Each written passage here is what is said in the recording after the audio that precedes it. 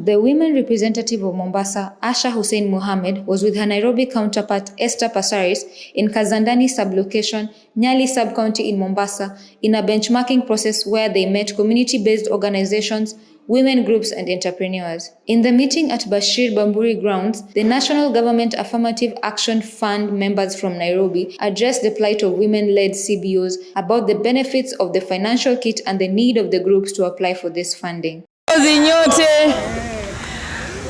Leo ni siku ya furaha, tumetembea na mgeni kutoka Nairobi, Mama Ester Passaris. Wengi mmemsikia na kumuona kwa TV, leo tuko naye hapa live. Mama Passaris yuko hapa na timu yake yote na ofisi yake kuja kuangalia vikundi vya Mombasa mnaendelea namna gani. Na ndio tukitoka hapa tukienda Nairobi tuweze kujadiliana tuone tutaboresha vipi haya mambo ya pesa huku mashinani. Si namna hiyo? Kwa hivyo mimi nataka kuambia nashukuru sana na nafurahi kwa sababu kile kidogo mlichonacho mnaendelea kujimudu nacho. Maana kile my fellow woman rep Asha, kwanza nakushukuru sana. Leo tumetembea na yeye kuanzia asubuhi. Tumekuja kufanya kitu inaitwa benchmarking.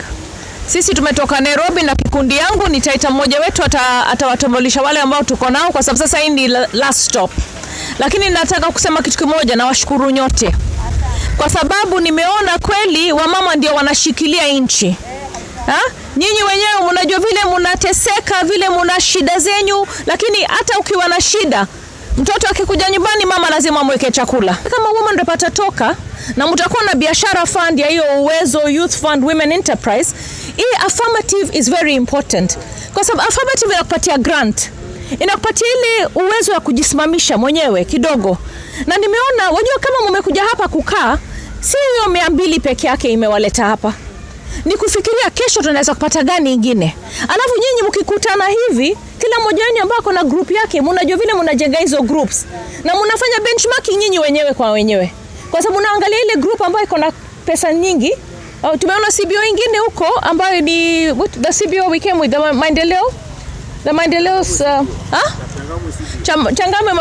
Changamwe CBO. Hiyo sasa wameunda CBO ingine ya boda boda. Na wako na milioni juu ya 6. Na kuna CBO zingine ambazo ziko na milioni hata 100. Wamama wanajikaza alafu wanaenda wananunua manyumba. CBOs comprise of 6 groups who reside in Kadzandani and Mwatamba sublocation, and according to them, they have been facing various challenges that have been crippling their efforts in growing their businesses. Actually, this is a group of women. First, we started by training these women at the community on peace and security, women empowerment, and also how to follow up cases of gender-based violence. So after training the women, they came up and formed a CBO. I'm the patron of this CBO. And it happened that they were among the beneficiary of the affirmative action, the funds that women are being given. So today, the group from Nairobi are coming to monitor what they have been doing, like just assessment of what the beneficiaries have been doing, and also to see what they can add or maybe discuss the challenges and the successes of the group. They pointed out to the administrators present that the village elders are biased as they do not give help to the people and only use their position to help their families. They do not allocate bursaries fairly, and even the Kazi kwa Vijana program did not benefit the youth in the area. One of the groups in the CBO, known as the YPOTS Widows Association, stated that as widows, they needed recognition by the national and county government as they felt neglected as persons with special needs. Table banking is one of the ways they were able to raise funds, and they were hoping that National Government Affirmative Action Fund will also benefit them tremendously. Concerns were raised on how drug abuse had become rampant in the area and even by the children below the age of 12. They deliberated amongst themselves as women on the forefront in curbing this vice, as drug abuse amongst the youth originated from lack of role models, mentors, and parents were also sending their children to buy these drugs. The women groups were also encouraged to take their girls to school, especially those who had been kept away from school because of early pregnancy. The cases of school dropouts because of early pregnancy had risen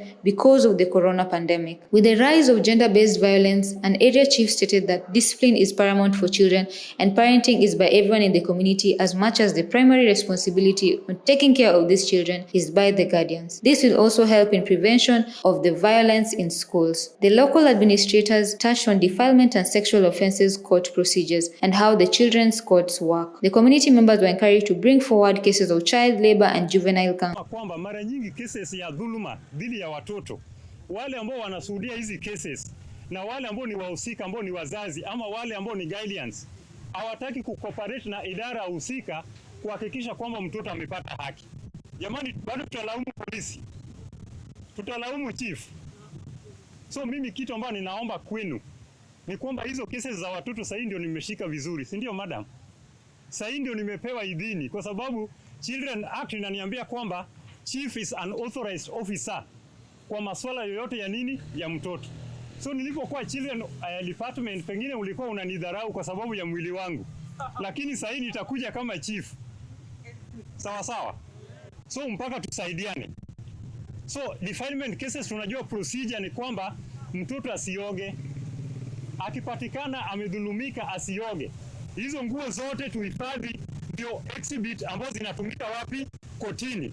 Kitu cha pili ni kwamba mtoto apelekwe hospitali immediately within 24 hours. Kwa nini tunafanya hivyo?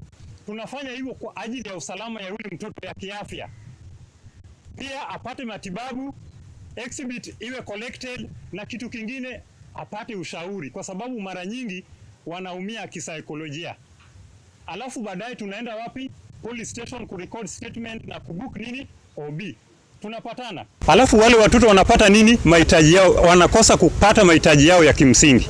Cases kama hizi, kitu cha kwanza unaweza kuja kwetu kwa ofisi zetu za chiefs, tu summon baba, tumwambie tu kwamba ana jukumu. Sawa sawa. Wale watoto walizaliwa na watu wawili ambao walishirikiana. Hata wametalakiana talaka. Hiyo jukumu ya kulea watoto inabaki pale pale. Sawa sawa. Alijaribu mara moja, mtoto hakuna bahati mbaya. Kuzaa mtoto hakuna bahati mbaya.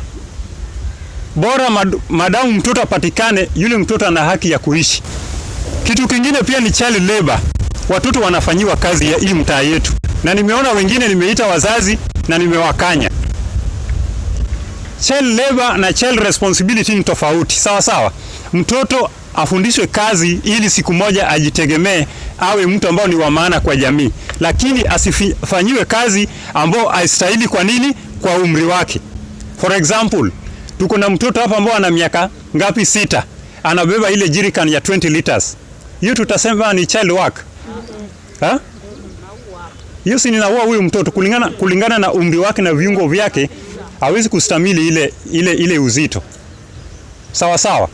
Hata hapa kuna kesi moja tunafuatilia hapa tu.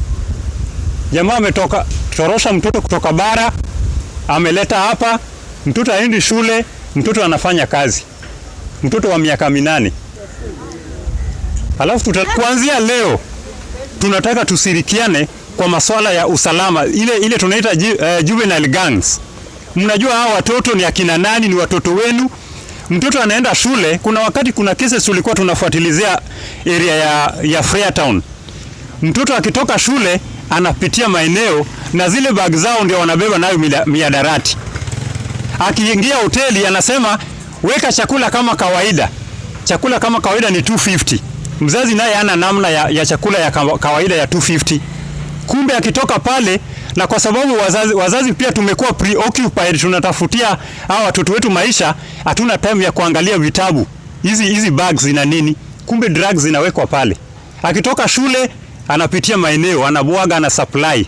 Nani atasuspect mtoto kwamba amebeba drugs? Hakuna. Lakini je, wangapi wamechukua jukumu kwamba wacha niangalie vitabu vyako, leo umesoma nini? Mama uweze kufanya kazi. Lakini hapa ile ambayo iko ni watu wanapenda kufichana. Sasa wewe unaishi karibu na mtu ambaye anauza bangi. Mtoto wako ndo atafuta hiyo bangi kesho. Hutaki kusema, tunaogopa utatoa ni mnoko. Si mnaogopa kusema information.